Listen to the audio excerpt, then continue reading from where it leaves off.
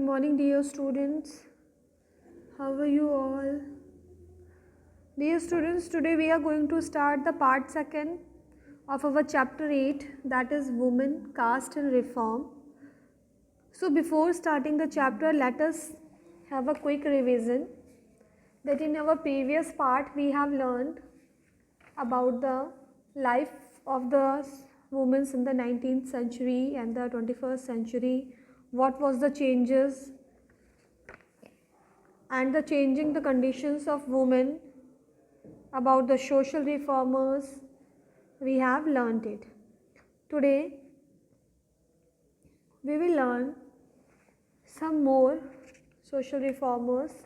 So first we will start from the topic, that is fight against caste inequality. Dear students, social reformers, all the social reformers mostly criticize the unequal treatment of people based on their caste and fought against caste-based discrimination. At the beginning of the 19th century, it was usually those belonging to the so-called upper caste who raised their voice against caste inequalities. Towards the latter half of the 19th century, the movement for caste inequality began to be led by non-Brahmins as they got access to education. So, most non-Brahman reformers except Periyar, you can say, were born into caste that were considered untouchables. So there were some of the strategies by they used to fight caste based inequalities. So in this, first one is Guru Ghasi Das. He was a religious teacher and born in present day, you can say, in Chhattisgarh. He founded the Satnami movement, which was based on the ideas of truth and equality. What was the strategies for reform? He organized the Satnami movement to improve the social status of leather workers considered untouchables in society, criticized caste inequality, and he emphasized equal treatment of all. Second non-Brahmin reformers was Haridas Thakur. He was a religious teacher born in present day, you can say, in Bangladesh, in East Bengal. He founded the Matwa sect, which worked amongst the Chandla cultivators who were considered untouchables, and the strategies were cautioned Brahminical text that supported the caste system, encouraged the so-called untouchable communities to become educated and work towards their social upliftment.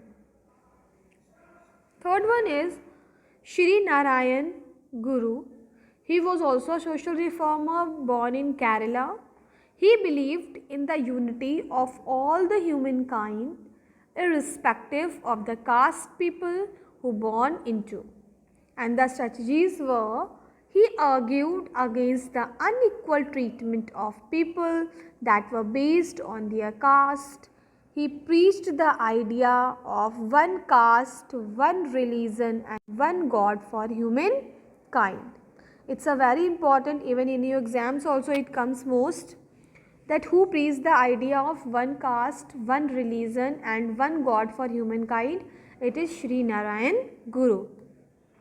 He also opened a school to impart free education to children. Fourth one is Jyoti Rao Phule. He was also a social reformer born in Maharashtra.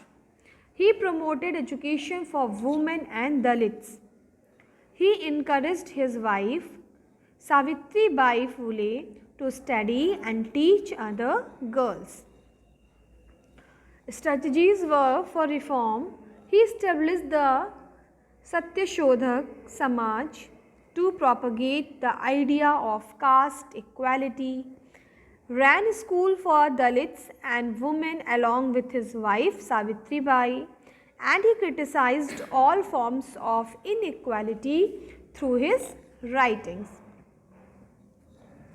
Now, Dr. B.R. Ambedkar, as you all know, his name is very famous because he had made our constitution. So, Dr. B.R. Ambedkar was a lawyer, politician and a social reformer born in Maharashtra. He was the chief architect of the Indian Constitution and a strong critic of caste inequality. The strategies for reforms were: he criticized caste inequality through his writings, organized the temple entry movements for Dalits, emphasized the importance of education to fight caste discrimination.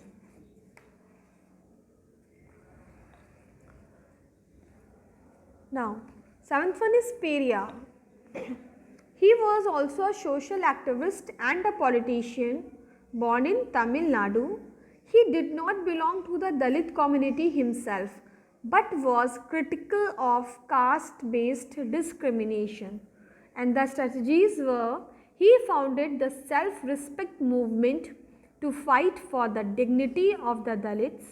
He also criticized the Hindu scriptures that established the superiority of Brahmins over others. He also promoted inter-caste marriages and education for Dalits and women. So dear students, now this chapter is over. So what we have learnt in this chapter about all the social reformers, about the conditions of the women in their caste and the reformation for their welfare. So dear students, revise this whole chapter and soon I will send you all the exercises and questions of this chapter and complete all the exercises in your fair notebook. Till then, take care and goodbye.